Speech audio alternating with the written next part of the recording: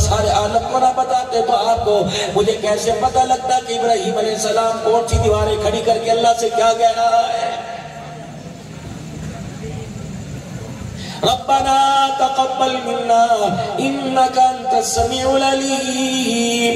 یا اللہ ہماری محنت اپنی جگہ، ہماری کارکردگی اپنی جگہ، یا اللہ ہماری مشقت اپنی جگہ، جب تک مالک کائنات آپ نظر کرم نہیں فرمائیں گے، جب تک اللہ اسے قبول نہیں کریں گے، الہی ہماری محنت کامیاب نہیں ہوگی. پھر جب دیکھا مالک کائنات کی آمد کا دروازہ کھلا، مالک کائنات نے اس عمل کو قبول فرمایا، فوراً اپنی اولاد کا ذکر کر دیا.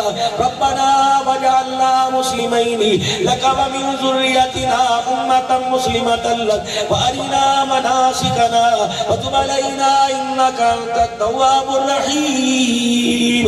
مالک کائنات خلیل اللہ اپنے لیے نہیں مانگ رہا بلکہ قیامت تک آنے والی نسل انسانی کے لیے دامن پھیلا کے کھڑا ہوا. سبحان اللہ.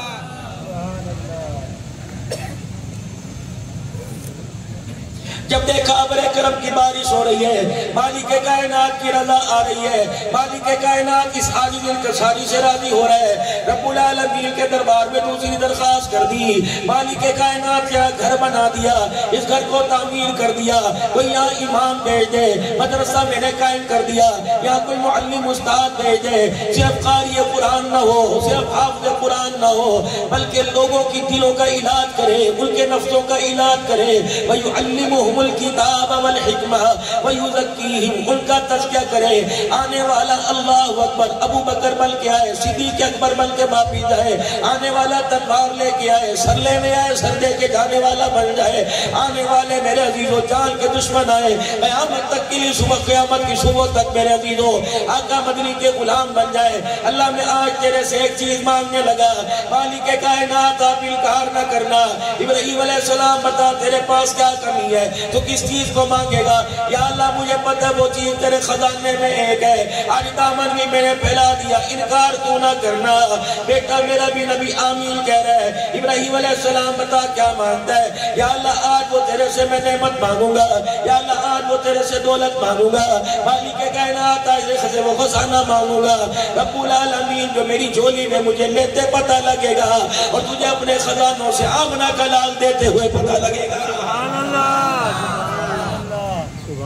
ربنا وبعث فیہم رسولا. کامیابی تیری میری ہے. مانگ، اللہ کا نبی مانگ رہا ہے. میرے عزیزو آقا دو عالم کو، آپ کی ہستی کو اللہ کا نبی ابراہیم علیہ السلام مانگ رہا ہے. آپ کی میری کامیابی کے لیے، آپ کی میری نجات کے لیے، آپ کی میری فلاح بہبود کے لیے. لیکن کتنی بد نصیبی کی بات ہے، نبی اللہ سے تحفہ مانگ رہا ہے، امت اس تحفے کو قبول کرنے کے لیے تیار کوئی نہیں.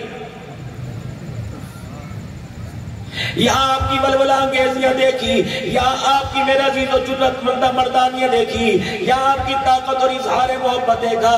کبھی دونوں ہاتھ کھڑے کرنے تھے، کبھی خود کھڑے ہو رہے تھے، کبھی سینہ تان کے کھڑے ہو رہے تھے، کبھی قادیانیوں پہ لعنت کرنے تھے، کبھی ختم نبوت زندہ باد کے نعرے لگا رہے تھے. رب اکبر کی قسم ہے، اس جامع مسجد کے اندر جو آپ کی محبت کا معیار ہے، اس مسجد کی سیڑھیاں اترنے کے بعد بتاؤ وہ معیار محبت کہاں چلا جاتا ہے؟